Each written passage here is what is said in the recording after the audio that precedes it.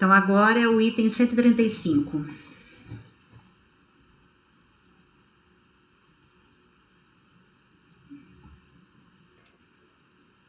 Só um momento.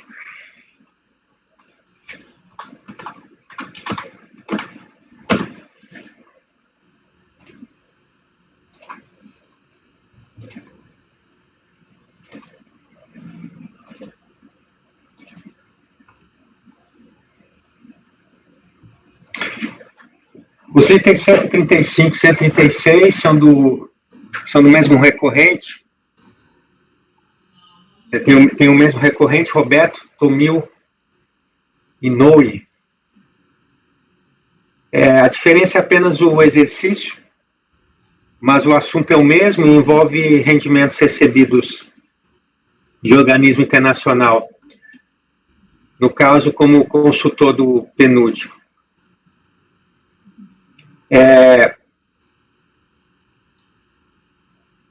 A decisão de piso, uma decisão de 2008, decisão antiga, então o contribuinte defendia que ele era funcionário da ONU. E a decisão disse que não, ele não é funcionário, ele é um prestou serviço, né? Que na época, somente funcionários da ONU, quadro efetivo, e desde que constante em uma lista encaminhada à Receita Federal. Então, eu estou aplicando aqui o recurso especial. 1.306.393, simplesmente. Considerando que são rendimentos recebidos por pessoa física com vínculo mediante contrato temporário na condição de perito, embora não tenha esse contrato no processo. Mas a discussão foi travada nesse sentido, que os rendimentos seriam oriundos de uma pessoa que prestou serviço no âmbito do PNUD, sem ser funcionário do quadro efetivo. O gozo da isenção não fica condicionado, no meu entender, a que conste o nome do beneficiário em lista elaborada pelo organismo internacional, sujeito à comunicação periódica ao governo brasileiro, conforme a IN 208, SRF 208/2002, porque seria restrito somente a rendimentos de trabalhos pagos a funcionários permanentes. A norma internacional não diz que tem que comunicar para a Receita? Essa exigência da IN não vai doar? Eu entendo que são os funcionários permanentes apenas. O STJ até acho que esclareceu isso, né? Então, eu estou Nesse caso concreto, esse ponto é relevante ou o senhor está apenas fazendo uma observação? Foi o fundamento, a decisão de piso de 2008 diz que a isenção era para funcionário do quadro efetivo, permanente, e desde que estivesse constando na relação. Tá, mas a fiscalização, quando ela lança, ela justifica como? É DIRF. DIRF. DIRF só... DERC. DERC, perdão, DERC. Se ela lança com base na DERC, ele já está relacionado, ele já foi relacionado. Então, essa discussão não se põe. Ele só lança dizendo que é omissão de rendimentos de organismo internacional. Não tem maiores detalhes lá na... Deixa eu abrir aqui o processo, eu não abri.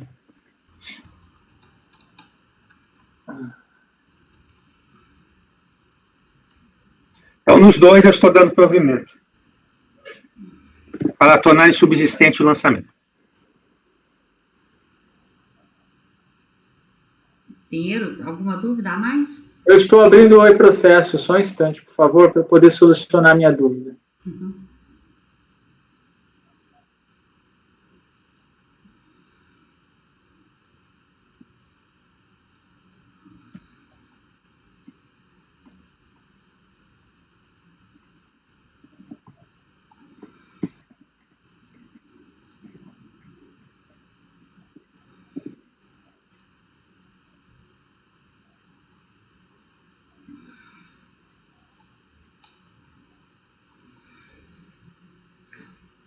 Ó, ele constou de declaração de rendimentos pagos a consultores por organismos internacionais. Então, a informação foi para a Receita, Dr. Kleberson. Essa questão não é determinante, não.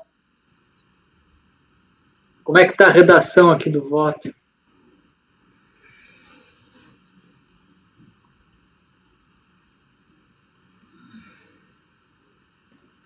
Mas eu me manifestei no sentido que seria irrelevante para quando é prestador, no meu caso, no meu entender. Né?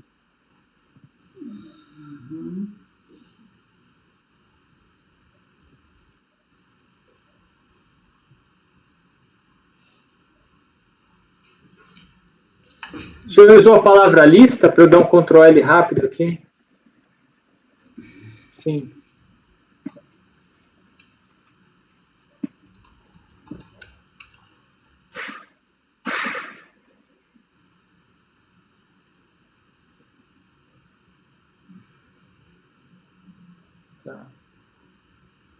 Tá, embora, apesar de nesse ponto discordar, como ele não é relevante para a solução do litígio, é só um comentário, eu vou acompanhar, mas não precisa colocar pelas conclusões, né?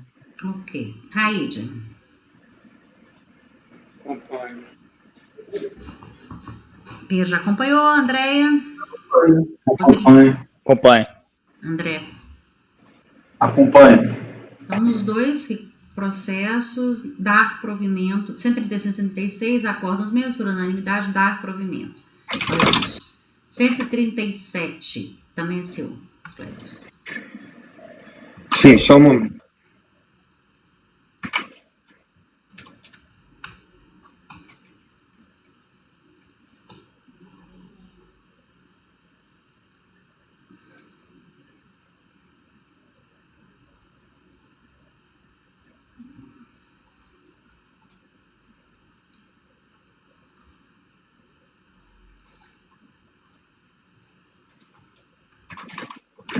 O 137 tem como recorrente Raul Cristante. Esse é um recurso contra uma decisão da Delegacia de Julgamento de Curitiba, que teve como relator o Dr. Pinheiro. Relativo ao ano calendário de 2005, do processo. Ele envolve, então, omissão de rendimentos, a revisão da declaração da pessoa física, omissão de rendimentos tributários referente a uma ação trabalhista, movida contra sete sistemas especializados de transporte de petróleo, compensação indevida de imposto de renda. Porém, a matéria aqui em litígio seria a omissão de rendimentos em recurso voluntário. As alegações de defesa são as seguintes. A decisão de piso, a impugnação foi considerada improcedente. Ao contrário do afirmado para a decisão recorrida, a impugnação protocolada não foi parcial. O contribuinte se insurge contra tudo.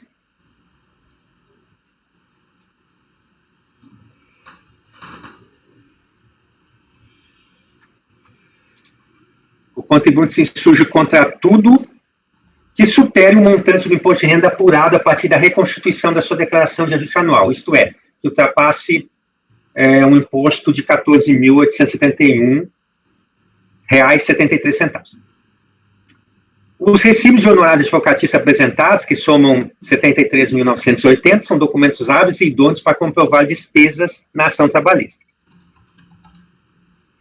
Não compete ao julgador administrativo emitir juízo de valor sobre os termos do contrato firmado para pagamento de honorários, em especial sobre o percentual de condenação ou acordo trabalhista pertencente ao advogado, no qual prevalece a livre vontade das partes. Em síntese, são esses três argumentos de defesa, que eu passo a examiná-los aqui no recurso conhecido.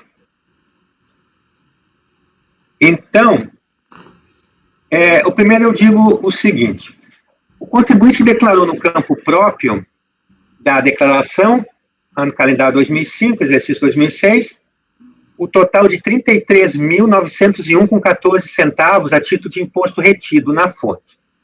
O que fez a fiscalização? Ela glosou parte desse valor, reputando indevida a compensação de 25.859,73.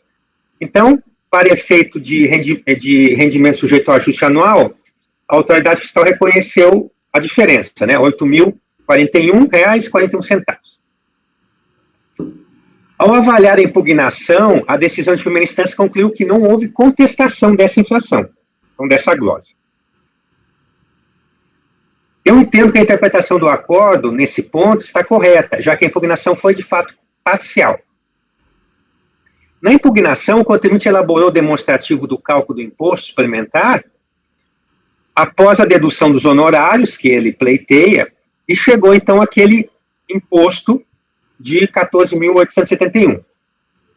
Para fins desse cálculo, o que o contribuinte fez na impugnação, na peça de impugnação? Ele adotou exatamente os R$ 8.041,41 para imposto retido na fonte. Então, ele admitindo a exatidão da glosa dos 25 mil. E, por sinal, esse mesmo demonstrativo integra o recurso voluntário. Então, em verdade, a resignação do contribuinte está voltada à base de cálculo da omissão de rendimentos. É isso realmente que o contribuinte ele se insurge e que gera, ao final, um valor de imposto diferente do lançado. Onde reclama, então, que falta a dedução dos honorários advocatícios no valor de R$ 73.980, o que reduziria a base de cálculo, e, ao fim, então, com a reconstituição da declaração de imposto de renda, o imposto devido seria 14 mil e não os 34 mil. Passo, então, agora a análise, feita essas ponderações, fixação da lide, né, da matéria contestada, eu passo a análise. Em relação aos valores recebidos da ação judicial, ação trabalhista, o artigo 12 da Lei 7.713, vigente à época dos fatos, no calendário 2005, ele estabelecia que podem ser diminuídos os rendimentos tributários os honorários advocatícios pagos, desde, claro, comprovado por documentação. Na sequência do meu voto, eu trago os motivos da decisão de piso, do acordo de primeira instância, para não acatar nenhuma dedução. Então, foi dito pela decisão recorrida. Os recibos são referentes à ação trabalhista, de 98, movida contra a Shell. A Shell é reclamada. Enquanto a própria impugnação especifica como fonte pagadora o Sistema Especializado de Transporte de Petróleo, SA, ou seja, uma outra empresa.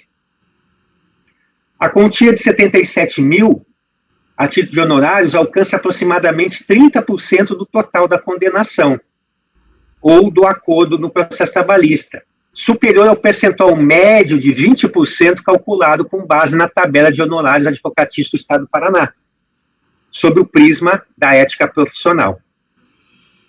Diz também a decisão de piso que o pagamento de parcelas mensais, antes mesmo do levantamento dos valores na ação trabalhista, não condiz com a prática forense da Justiça do Trabalho. E, por fim, diz que os recibos apresentados foram emitidos por 6 profissionais, sendo que apenas 2 deles constam da relação de advogados da causa mencionada pela fiscalização na notificação. Então, o contribuinte ele pleiteia a dedução dos honorários advocatícios no valor de R$ 73.980. Esses recibos estão todos no processo. E eles são vários recibos ao longo desse ano calendário, um por mês, começando em janeiro até dezembro. Para 6 profissionais diferentes, todos os recibos, que somados dão 73.980. Esses recibos estão nas páginas 9 a 80. Então, eu faço uma análise a partir, né, tomando por base o que argumentou a decisão de piso. Então, em primeiro lugar, eu fiz uma consulta no site do Tribunal Regional do Trabalho, da Dona Região, e fiz a consulta relativa ao processo. Tem o número dele aí. E no histórico das fases, eu verifico que a pessoa jurídica Shell Brasil, ela incorporou a CETP, né, Sistema Especializado. Na consulta ao comprovante de inscrição do CNPJ, no site da Receita, é possível ver que essa incorporação aconteceu em 2000, ou seja, no decorrer da tramitação do processo trabalhista. Isso é só para dizer que o fato de estar em nomes diferentes não há nenhuma incongruência. Tá? Foi pelo fato de, quando emitidos os recibos, em 2005, já não mais existia a CEPT, sim, já estava sido incorporado pela Shell. Que mais? O acordo de primeira instância fez objeção sobre o valor total dos honorários pagos na ação trabalhista, tendo em conta o somatório dos recibos apresentados. Para concluir pela aparente exorbitância dos pagamentos, chegariam a 30%, aproximadamente, a decisão recolhida toma como parâmetros os percentuais médios de honorários praticados pela classe de advogados no Estado do Paraná. A toda evidência, é lícito ao advogado pactuar a prestação de serviço em valores superiores ao previsto na tabela. Isso não tenho dúvida. No entanto, os honorários registrados nos documentos apresentados devem estar respaldados pelo contrato de prestação de serviço, que não foi trazido aos autos. De modo análogo, os dispêndios efetuados com a ação judicial podem ser diminuídos dos rendimentos tributáveis, independentemente dos pagamentos serem antes ou depois do recebimento dos valores. Também não é um motivo que impeça. Ocorre que essa forma de pagamento mensal, iniciada alguns meses antes do efetivo recebimento, ela não é uma prática convencional, necessitando de elementos adicionais de convencimento. Apenas isso. E, por último, quanto à questão do pagamento dos honorários a 6 profissionais, eu indico que estão em 72 recibos, folhas 9 e 8, folhas 9 a 80, conforme já mencionado, e discrimino o detalhe, o nome dos profissionais e o valor, o somatório dos recibos, que totalizam os 73.980. Bem, então, qual a análise que eu fiz desses recibos? Na descrição dos fatos, a fiscalização registrou expressamente que os honorários periciais foram pagos pela fonte pagadora. O profissional Marcelo Garcia de Arruda, que é um dos 6, ele é contador, ele não é advogado. E os recibos apresentados contêm a descrição de pagamento de honorários periciais. Então, eu cito as páginas, então eu fiquei na dúvida. Nenhum esclarecimento faz o recorrente sobre o recibo de pagamento ao contador, tendo em conta o relato fiscal, dizendo que a perícia tinha sido arcada pelo reclamado. Desse modo, não é cabível a dedução de gastos ressarcidos ou indenizados sob qualquer forma. E tenho dúvida, nesse caso, se não foi um valor ressarcido. Pode ter sido, pode não ter sido, pois relacionado à perícia. Quanto aos honorários advocatícios, que são os 5 outros profissionais, a autoridade fiscal, ela assinalou que não foi informado na declaração da pessoa física os pagamentos no quadro respectivo. Os recibos de pagamento de honorários foram carregados aos autos somente com impugnação, em cópias autenticadas após a ciência do lançamento. Mais especificamente, o agente tributário listou o nome dos advogados do contribuinte a partir da certidão de julgamento que entrega os autos do processo trabalhista. Entre os 5 profissionais, somente 2 há uma convergência ou uma coincidência de nomes, que é Marco Antônio Dias Lima Castro e Adriane Santos Sela. Esses estão nominados pela fiscalização, pois identificados no processo, e consta o nome deles nos recibos também, são 2 dos 5 profissionais. Nos recibos de quitação, a declaração de pagamento parcial está vinculado à reclamatória trabalhista, isso é fato, Shell do Brasil. Por meio de consulta ao Tribunal Regional, aquela consulta que eu já mencionei, eu identifico no processo realmente a prática de atos processuais por aqueles 2 advogados nominados, o Marco Antônio e a Adriane.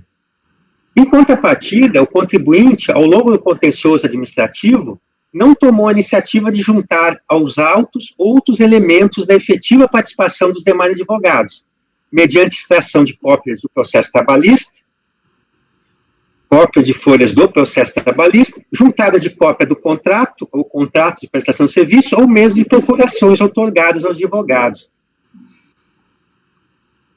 No âmbito da advocacia, é praxe o acordo de verba de honorários previamente por escrito, fixando os valores e condições de pagamento, além da delimitação do próprio serviço a ser prestado. O contratante outorga poderes a seus advogados por meio de um documento, que é a procuração. Enfim, apesar de ampla possibilidade de prova documental, o recorrente persiste na prova dos fatos, tão só com base nos recibos. A decisão de primeira instância deixou transparente as dúvidas relacionadas aos recibos apresentados, haja visto o expressivo número de profissionais da advocacia vinculados à ação. No caso, seriam 5, né? Mais o contador ainda, que seria uma análise, como eu fiz, à parte, né?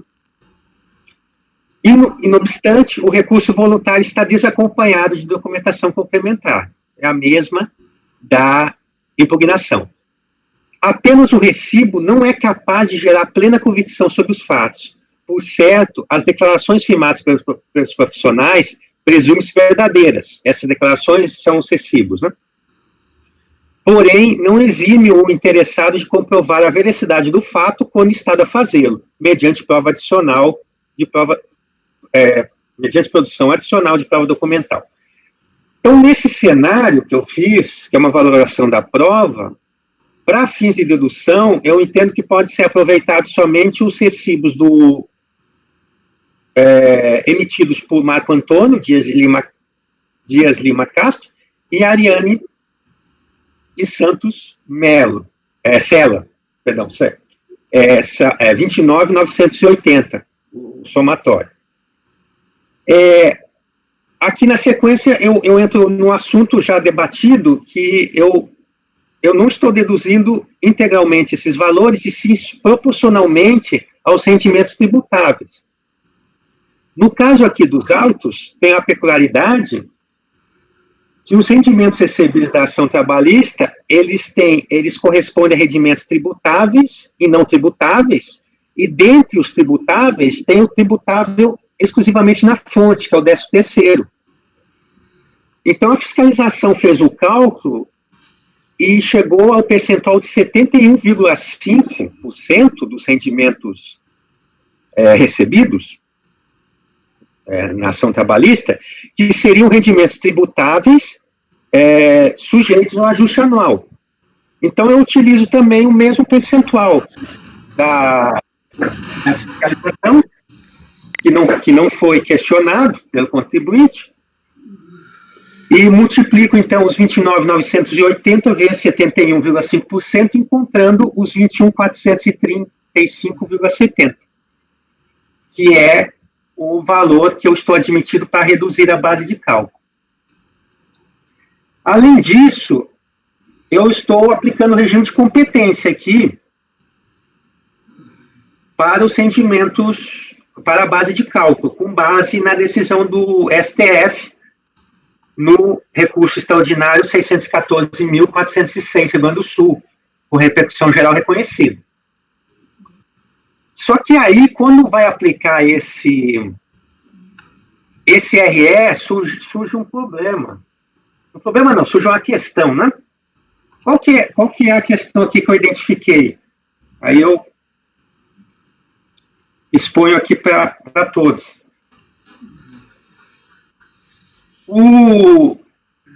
Não é que o contribuinte ele declarou uma parte dos rendimentos. A fiscalização ela recalculou. Então ela apurou uma omissão. Essa omissão é de 30 mil. Ele já tinha declarado 160. Então, se eu simplesmente aplicar o regime de competência para todo o rendimento, eu poderei chegar a uma base de cálculo inferior a 160 mil. Ou seja, eu estaria de ofício aqui, eu estou fazendo de ofício, né? Melhor de ofício não. De ofício entenda assim, eu estou aplicando o direito a uma questão que não foi suscitada, né? Mas dentro de um contexto que está se questionando a base de cálculo da tributação. Eu estou, então, dizendo para a unidade da Receita, na hora de executar, liquidar esse julgado, de aplicar o regime de competência, mas dependendo da situação, poderia chegar a uma base menor que 160, que é inclusive o que ele pleiteia, né? Eu acredito que não deve, porque isso extrapolaria os limites da LID. Então, eu digo que teria que ficar limitado ao lançamento fiscal, que apurou a omissão de 30.387. Que já vai deixar de ser 30, né? Porque na hora que você deduz os 21 aí do advogado, já cai para 9. Perfeito. Só que foi esse o objetivo desse último parágrafo, e aqui eu estou tentando explicar por essa situação que pode ocorrer. Ele, na verdade, o que acontece? Ele quando fez o cálculo, ele concorda parcialmente com a omissão, não? Mas ele reduz o valor. Mas por que ele reduz? Porque ele se deferir integralmente o valor do advogado, a base de cálculo vai ser menor do que ele declarou. Sim. Tá? Também tem isso. Oi, alô? Mas é uma questão, então, a ser analisada. Eu exponho aí para reflexão sobre as consequências dessa situação. Mas, em síntese, então, em suma, né? Eu estou conhecendo o recurso e dando provimento para deduzir aqueles 21.435,70. 9? Ressaltando mais uma vez, não é o valor integral dos dois advogados, já pelos fundamentos que a gente já discutiu, né? E, além disso, determinar o cálculo pelo regime da competência.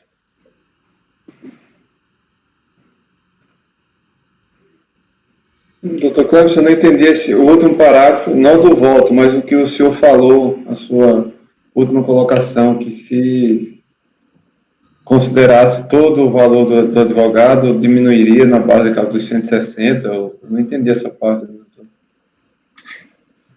O contribuinte, na declaração dele, ele não deduziu os advogados. Certo, perfeito. Né? Aparentemente não deduziu. Sim. Ou deduziu algum valor, mas não todo o valor que está aqui, dos recibos. Então, na realidade, ele queria que fosse considerado o valor de 73 mil, inclusive diminuindo a base de cálculo dos 160 que não foi omitida. Isso, exatamente, que ele tinha declarado, né? Ele tinha declarado, né? Isso, que ele tinha declarado. Na verdade, o que ele quer é isso, por isso que ele fala em uma reconstituição da declaração dele. Ele concorda, na parte inicial do meu voto, eu fiz lá para mostrar que ele impugnou parcialmente, porque ele concorda com aquela glosa. O valor retido só os 8 mil. Mas só que quando ele faz uma reconstituição da declaração dele, ele acaba deduzindo a própria base de cálculo dele inicial, de modo que o lançamento acaba também, o imposto suplementar acaba sendo deduzido também. Não chega a ser improcedente, mas deduz. É isso que eu coloquei aqui no último parágrafo, por entender que aí eu extrapolo a própria revisão, né? Ou porque isso ou não extrapola a revisão. Aí está aí para apreciação, né? De qualquer maneira, o comando seria para... O comando é o que está aqui na conclusão do voto, né? Uhum. Deduziu proporcionalmente os dois advogados só,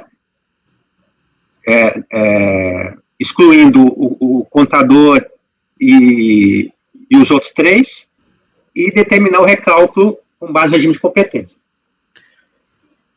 Muitas vezes nós não deparamos situações nas quais o cálculo ele acaba ocasionando um indébito, e aí fica por ocasião da execução do acordo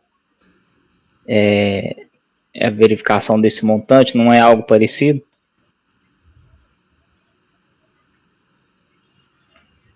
Não, nós podemos cancelar o lançamento. Se a declaração inicial postulava um valor a ser restituído, ele pode ser reestabelecido, mas ampliar o que ele já postulava na declaração, não. Eu me recordo que eu já inseri mais de um voto essa observação de que o provimento, né, ficaria limitado ao valor que foi saldo restituído da declaração, né? No máximo, poderia restabelecer a situação anterior, né? Agora, tem aqui uma situação, é a seguinte, porque são duas as infrações, né? Ele concordou com uma. Eu poderia alterar a outra, eu alterando essa outra, que é da omissão, eu poderia diminuir a omissão realmente, chegar ao valor menor do que ele declarou, mas quando soma com a outra, vai ainda dar um saldo do lançamento. Entendeu? Quando eu analiso as duas em conjunto,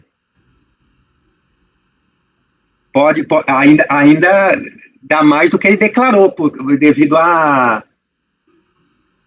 glosa, né?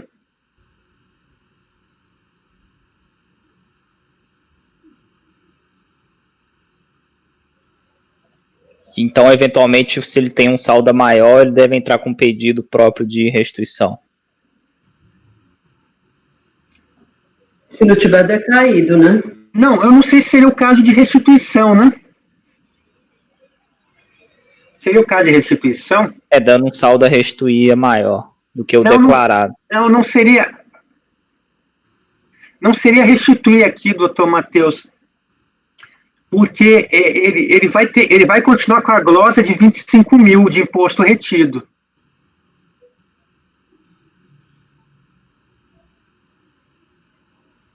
É correto. Então, é correto.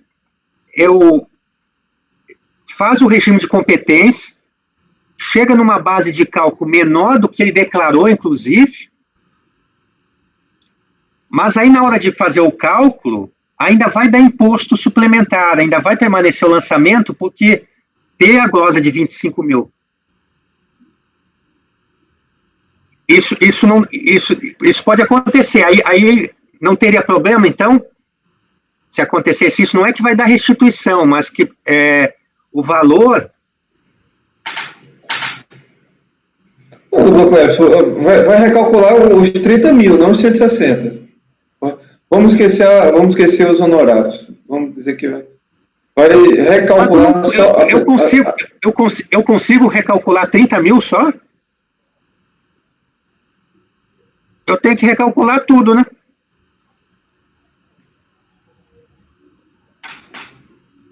Eu acho que tá bom dessa forma. Eu posso tirar esse... não sei, esse último parágrafo... É só o último parágrafo que eu estou com dúvida, presidente. se teria que fazer essa limitação ou não.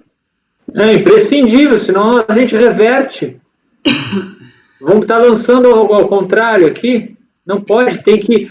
a nossa decisão vai no limite do lançado. Não pode extrapolar o lançado. Não, mas entendeu? O que foi lançado. Não, mas entendeu, doutor Pinheiro? Limite do lançado, mas olha, eu estou analisando do limite do lançado de uma infração. Mas tem o limite do lançado das duas. Mas o RRA vai ser refeito em relação à omissão de rendimentos só, não é? Nós estamos tratando do RRA, que é essa observação do parágrafo final? Sim, eu faço... mas ele faz de tudo. Aí ele vai encontrar uma base de cálculo menor do que foi declarado. Por hipótese. Não pode. Aí ele não vai deferir restituição. Não. Ele vai excluir o não é restituição. Olha o que acontece aqui. A base é menor. Mas só que como tem a outra infração, que é glosa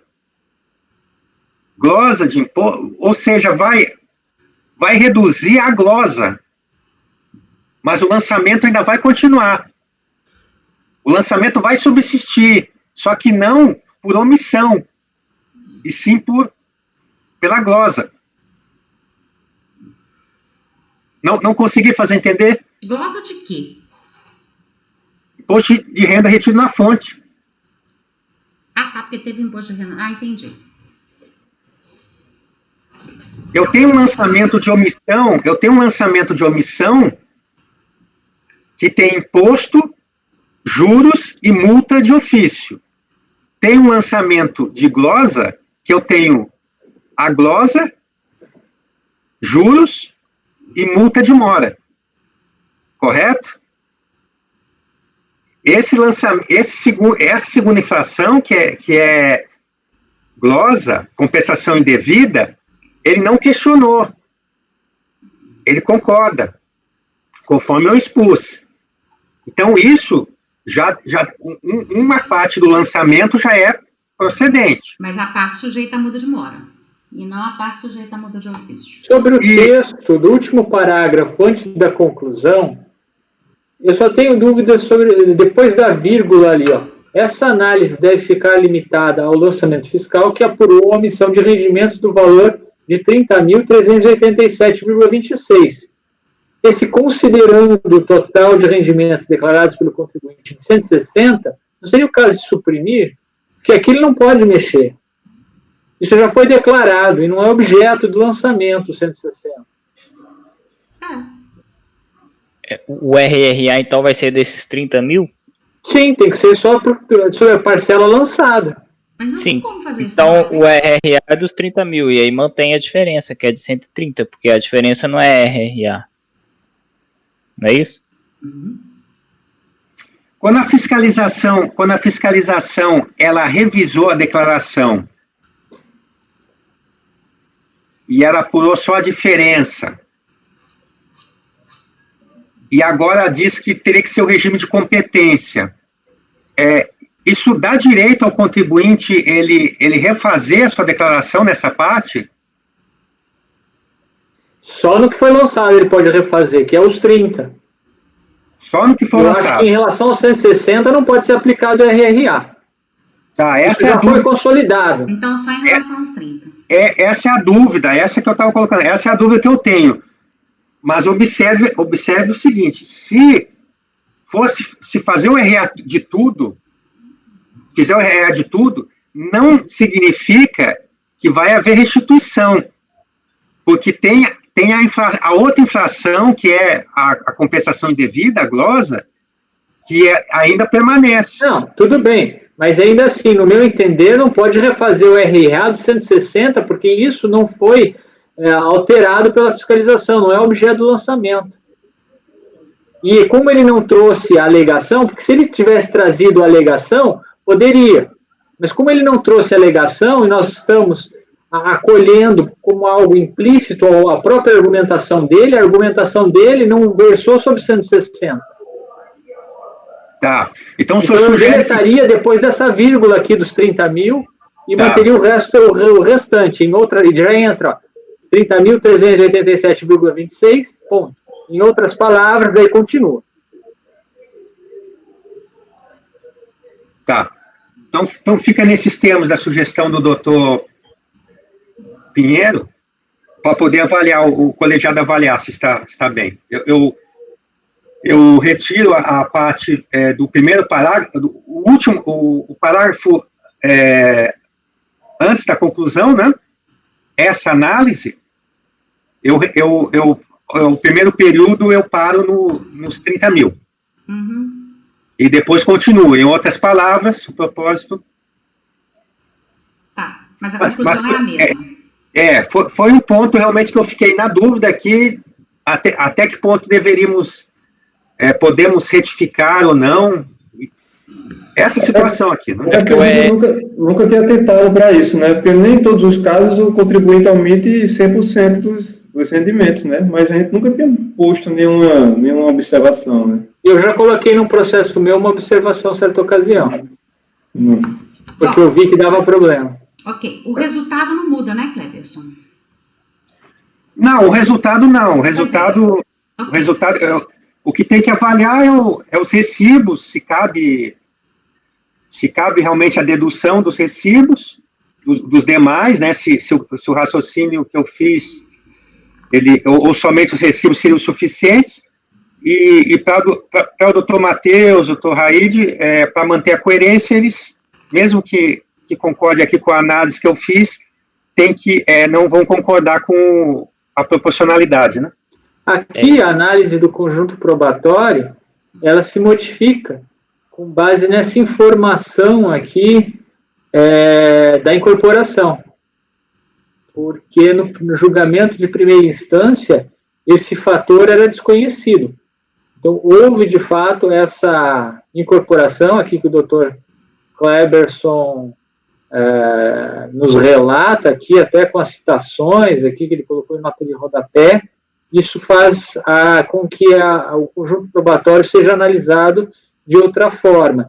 E a limitação, nesse contexto, apenas aos dois que de fato têm vinculação com o processo, que foi confirmado, além do que disse o fiscal, com base nas informações do site da Justiça do Trabalho, trazem o montante pago para dentro dos valores praticados na esfera trabalhista, né?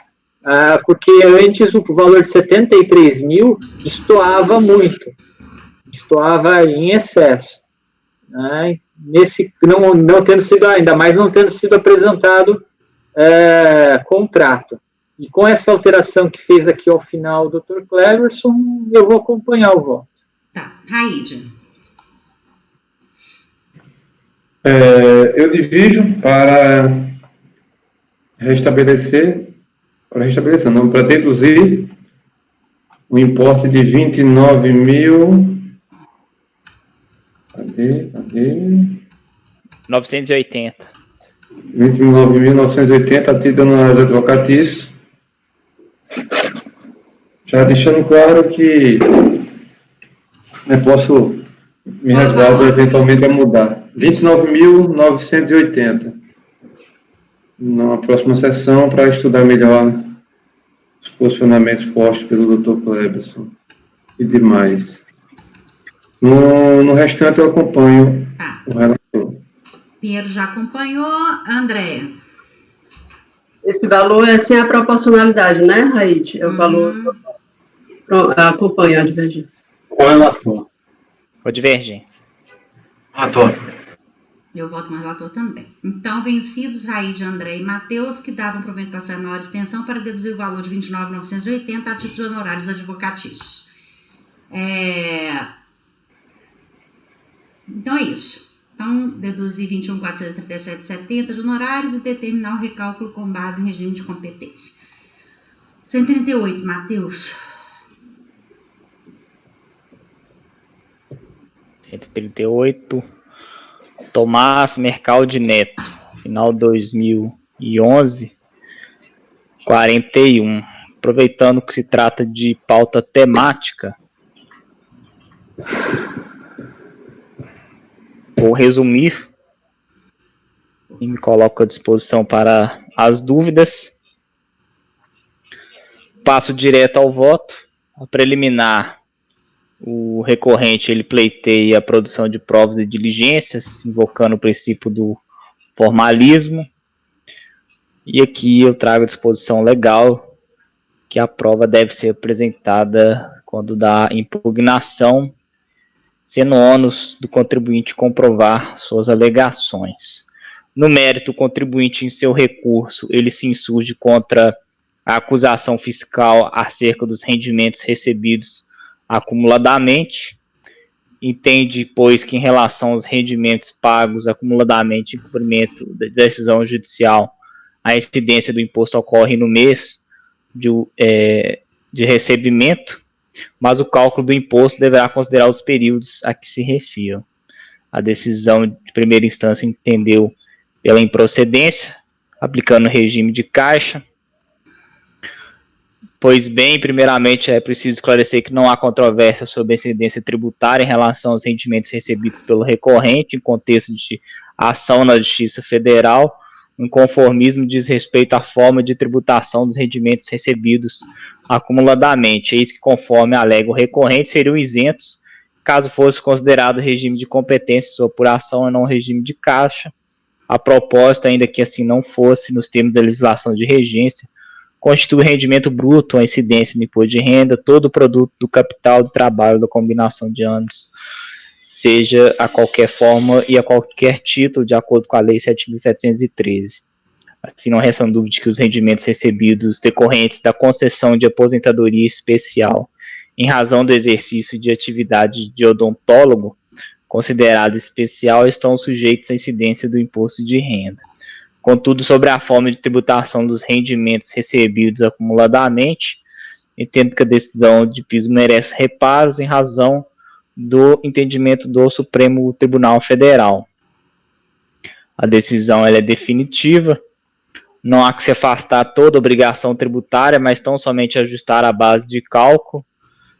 Entendo por este motivo que o provimento deve ser parcial, eis que o contribuinte alega que deve se afastar toda obrigação tributária, mas seria apenas um ajuste da base de cálculo. E no tocante ao inconformismo do contribuinte em relação à multa aplicada, não lhe assiste razão, sobretudo por se tratar de matéria preclusa, eis que não arguida na impugnação. Pedido de intimação pessoal, não há previsão legal, então estou conhecendo o recurso voluntário para rejeitar a preliminar e no mérito dar-lhe parcial provimento, a fim de determinar em relação aos rendimentos recebidos acumuladamente relativos ao ano calendário 2008, o recálculo do imposto de renda, observando o regime de competência. Cleberson. Acompanho o relator. Aide. Acompanho. Pedro. Acompanho. André. Rodrigo. André. Acompanho. Por unanimidade. 139. 139, Osmar Fernandes e Gart, final 2009, 83. É igual? Sim, é a mesma discussão. Rendimentos recebidos acumuladamente, mas ele só pede isso em seu recurso, pedindo a aplicação do regime de competência. Então, no caso, o provimento aqui ele é integral, em razão da extensão do pedido do recorrente, para aplicar o regime de competência. Cleberson. Desculpe, qual ano calendário nesse? Esse aqui é 2006. Acompanho. Aide. Acompanho. Por unanimidade, então, dá provimento. Os 140 e os 141 são de ITR, então nós vamos saltar. O 142, André. 142, imposto de renda, no calendário 2004, de acordo com a descrição dos fatos e enquadramento legal, o contribuinte cometeu as seguintes infrações: dedução indevida de despesas médicas, dedução indevida de pensão alimentícia judicial, omissão de rendimentos recebidos do governo do Estado de São Paulo, sujeitos à tabela progressiva, resultado da diferença entre o valor declarado pelo contribuinte e o valor informado à Receita Federal pela fonte pagadora. No recurso voluntário, ele alega o seguinte: em relação às despesas médicas, assevera que elas foram feitas com seu filho e sua mãe, que dependem de sua ajuda para sobreviver. Não houve sonegação, pois apresentou documentos que comprovam as despesas. Agiu de boa fé sem nenhuma intenção de lesar o erário, com omissão de rendimentos ou fraudar indicando despesas inexistentes. Com relação às despesas com pensão alimentícia, afirma que anexo aos autos cópia da decisão judicial, onde está determinado o desconto da pensão alimentícia dos filhos, bem como os comprovantes de desconto em folhas de pagamento, a fim de comprovar os requisitos que autorizam a dedução. Com relação à omissão de rendimentos, alega que o valor glosado trata de verba recebida de natureza indenizatória a título de adicional de transporte. Para comprovar sua alegação, anexa aos autos recibos de pagamento emitidos pela fonte pagadora, onde constam os adicionais de transporte, correspondente ao valor de 3,07, e certidão de objeto e pé da decisão judicial, que declarou, em sede de mandado de segurança, a inexistência do imposto de renda, inexigibilidade do imposto de renda sobre a verba indenizatória e a ajuda de custo paga aos agentes fiscais de renda do Estado de São Paulo. O relatório, mérito com relação à pensão alimentícia.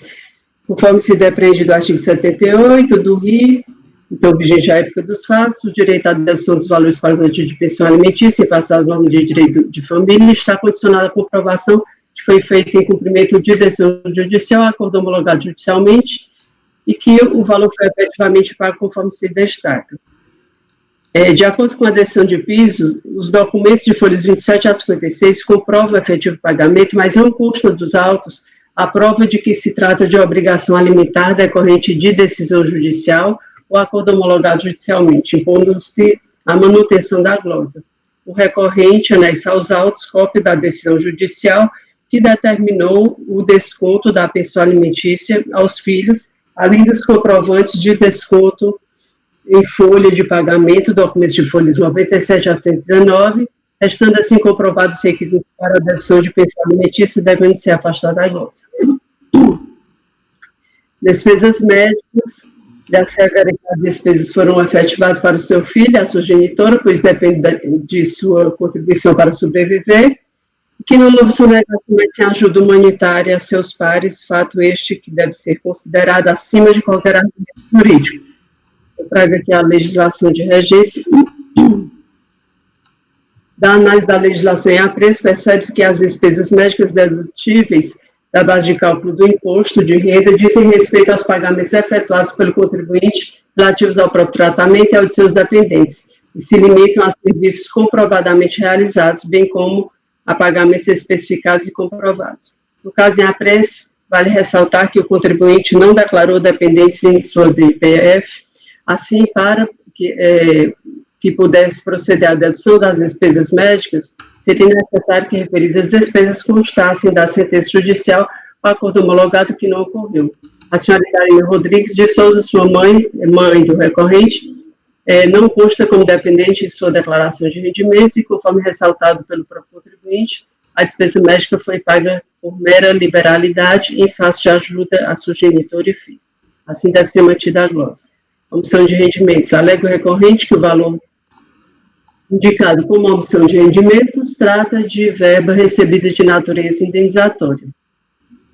O contribuinte traz aos autos os demonstrativos de pagamento que constam com adicional de transporte, folha 29 a 55, além da certidão de objeto e pé, relativo ao mandado de segurança, o processo número tal, impetrado pelo Sindicato de Agentes Fiscais de Rendas Estado de São Paulo, cujo objeto é suspender o desconto de imposto de renda na fonte das parcelas referentes à verba indenizatória e à ajuda de custo pagas aos agentes fiscais de renda do Estado de São Paulo, tendo sido julgada procedente a ação com trânsito em julgado em 13 de 4 de 2006, destaque a discussão acerca de eventual natureza salarial do Vale do Transporte, pago em dinheiro, enquanto se definitivamente solucionado por ocasião da publicação da súmula capítulo 89 deste Conselho, relacionada à matéria de contribuição social, a qual traz o seguinte verbete, que a contribuição social previdenciária não incide sobre valores pagos a título de Vale Transporte, mesmo em pecúnia. Dessa forma, conforme comprovado pelo recorrente, os valores foram recebidos a título de adicional de transporte, não configuram omissão de rendimentos tributários sujeita à tabela progressiva, motivo porque deve ser afastada a omissão. Então, eu conheço do recurso e dou parcial provimento para restabelecer a dedução de pensão alimentícia e afastar a omissão de rendimentos.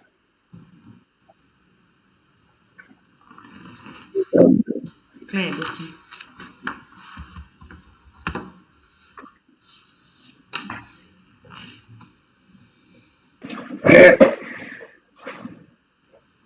Nós estamos tratando aqui de imposto de renda, né?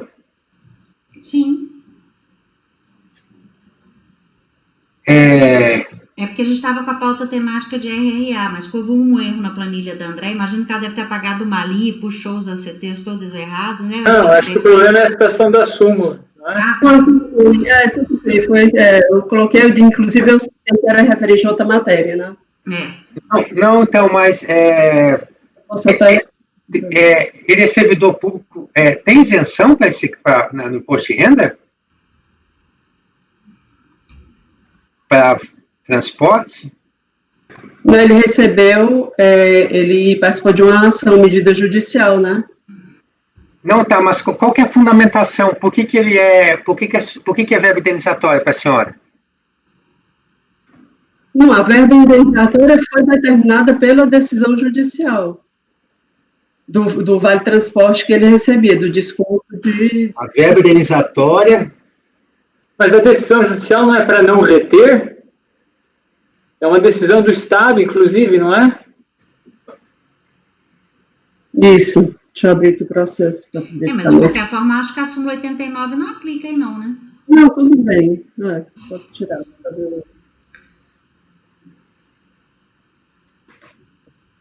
Ai, meu Deus, cadê o processo? A só quer dizer que a sua fundamentação para considerar indenizatória é pela decisão judicial? Sim.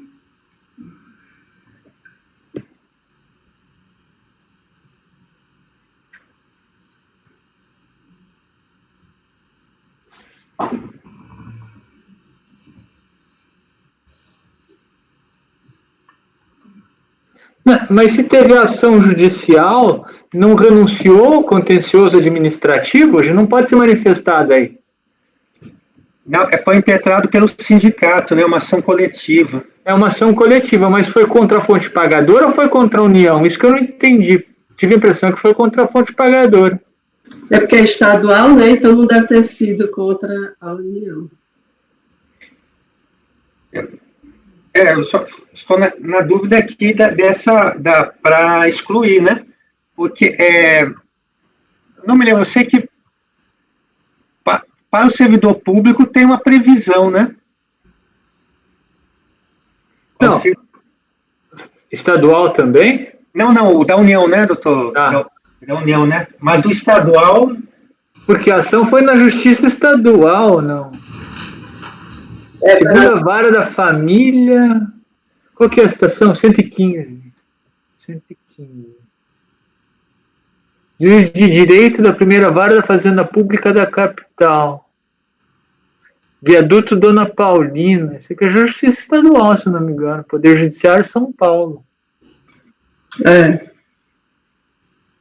Eu não sei se hoje em dia é isento, né? Não sei.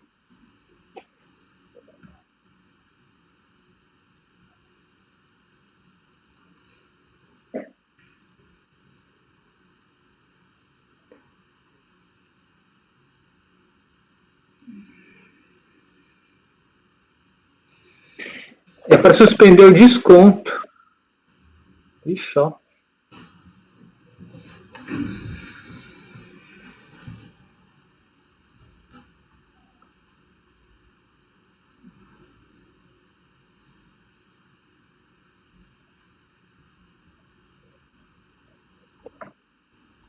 Tem uma coisa de vale. Aqui é o que exatamente? Adicional de transporte.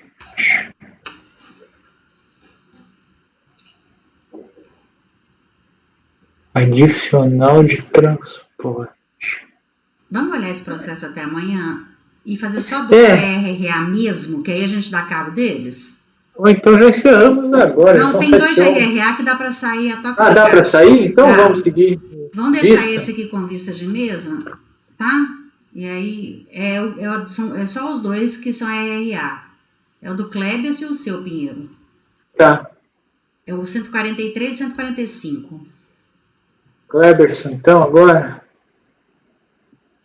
Pode ser você primeiro, vai, faz o 145. Pode ser o meu primeiro? Pode. Tá. 145. É de Oswaldo Cândido. Ele envolve o ano calendário 2006, omissão de rendimentos de imposto de renda retido na fonte. É rendimento recebido acumuladamente, toda a discussão é sobre isso. Admissibilidade, ok. A omissão imputada decorre da percepção de valores a títulos de RRA de aposentadoria do ano calendário de 2006 em decorrência de ação ordinária movida contra o INSS, como bem descrito no voto condutor do acórdão. Daí eu transcrevo aqui, o acórdão de impugnação aplicou o artigo 12, nós já temos essa questão definida, e o meu voto é por conhecer do recurso voluntário e dar de provimento para considerar o regime de competência. Certo. Ano calendário 2006. Falando novamente, acho que eu já tinha dito. Ele só argui isso, né? Sim, só argumenta esse ponto nas razões recursais, além da tempestividade. Não, tá. Vai dar provimento, né? Sim. Ok. Kleberson. Ah, todo mundo ok aí? Sim, Kleberson. Eu acompanho o voto do relator. O relator. Acompanho. Então, por unanimidade, dar provimento para determinar o recalque como base de regime de competência. E o 143, Kleberson, o seu também deve estar com a CT certo. Esse é um pouco grande. Vamos ver aqui o que se trata. Eu achei que não era, não. Porque como era RRA, eu achei que era a mesma coisa. É um caso da Bahia. Hã? Aqueles casos de servidores da Bahia. Saiu como RRA, é? Sim. Não é, não? Então deixa para amanhã. Não, mas não é um assunto difícil, não. Então, Não deixa de ser RRA também. então faz ele aí. É o 143, né? Saiu como RRA, o RV verba principal. Ah, sim. Então, então eu coloquei certo. Né?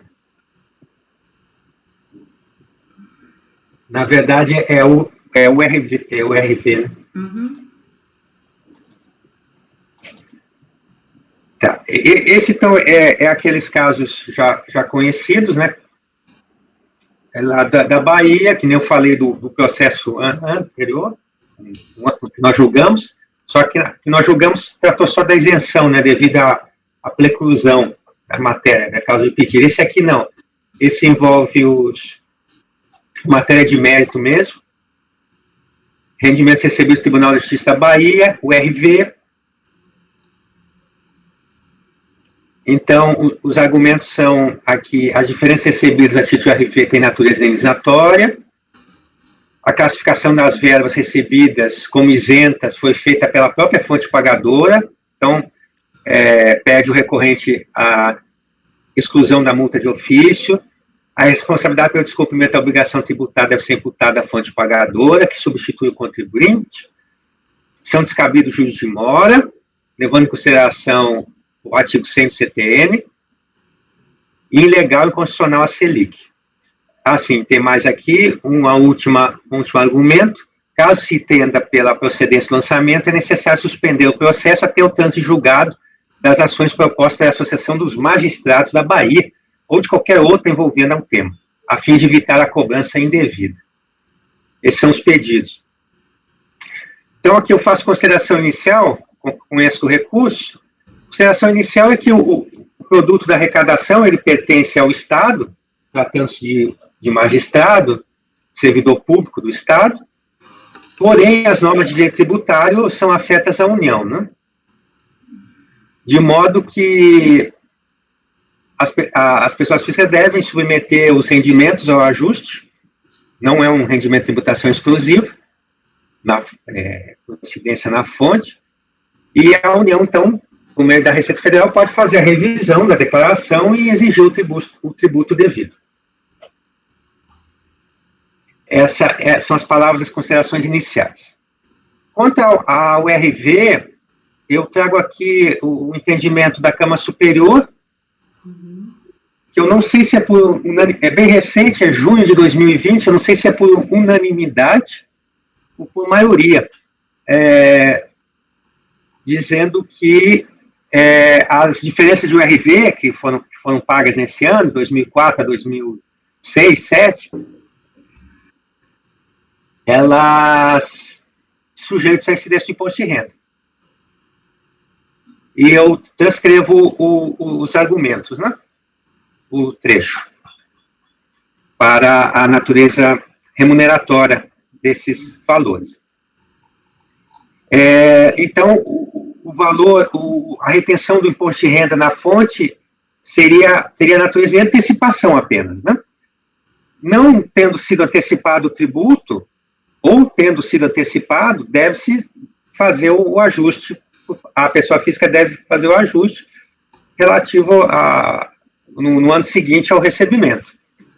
Então, é a súmula CAF 12, inclusive, né, que, constatada a omissão de rendimentos, é legítima a constituição do crédito tributário no beneficiário, ainda que a fonte pagadora não tenha procedido a respectiva retenção, é exatamente o que aconteceu aqui. Aqui tem alguns argumentos específicos que eu vou passar, porque não tem nenhuma matéria polêmica. As ações em cursos que estão sobre o tema, elas não impedem aqui o prosseguimento do feito administrativo, a menos que tivesse alguma determinação judicial nesse sentido, que não aprova. Sobre os juros de mora, eu explico que juros de mora não se confunde com multa, juros de mora não é penalidade. Também digo que não é o caso do artigo 100 do CTN, que foi até o doutor Matheus, hoje, em outro assunto, ele citou o parágrafo único do artigo 100, né, que fala apenas da imposição de penalidades.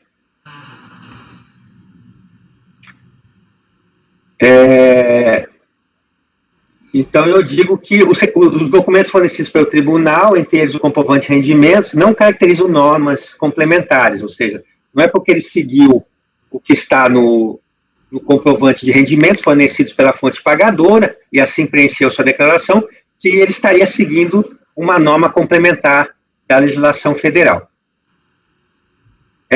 A Selic é válida, súmula CAF número 4. E, por fim, a única matéria que eu entendo com decisão favorável ao contribuinte que é a multa de ofício, com base na súmula CAF 73, porque é aquele caso típico que a fonte pagadora, com base lá numa lei estadual, lá da Bahia, atos normativos, ela informa para o contribuinte que o rendimento é isento. E o contribuinte simplesmente segue o que a fonte pagadora lhe informou. Ou seja, a documentação fornecida foi decisiva para a conduta da recorrente, que nada mais fez do que declarar os rendimentos de acordo com a mesma natureza atribuída pela fonte pagadora.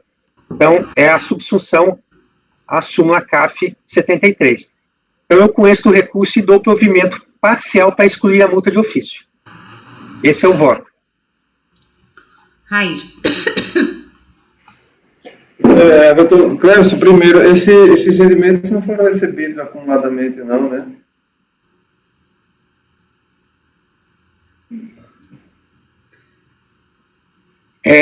Foram sim, só que eu fiz até essa anotação.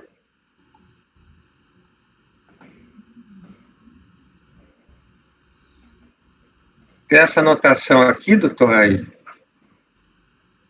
Deixa eu só localizar a planilha aqui, só para me lembrar.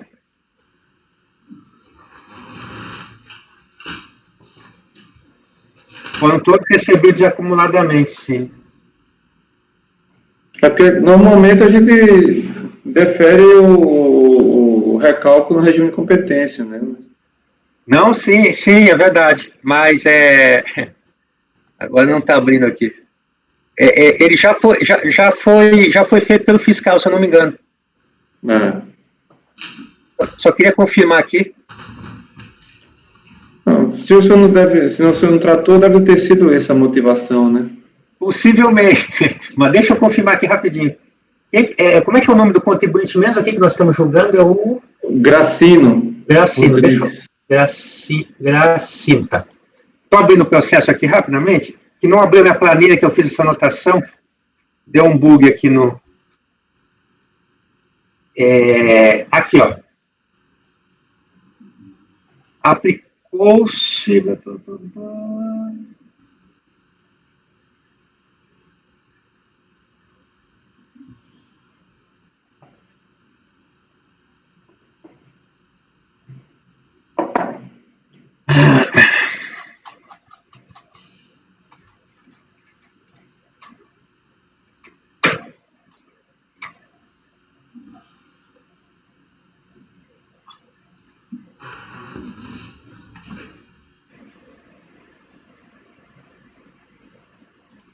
Agora eu não estou achando aqui, doutor Raide.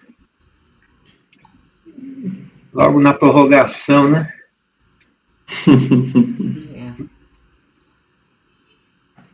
Overtime. Aqui. Mas...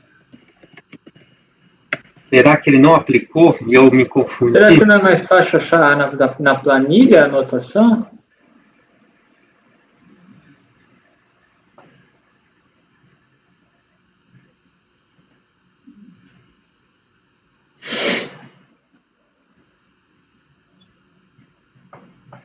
Ah, tá aqui.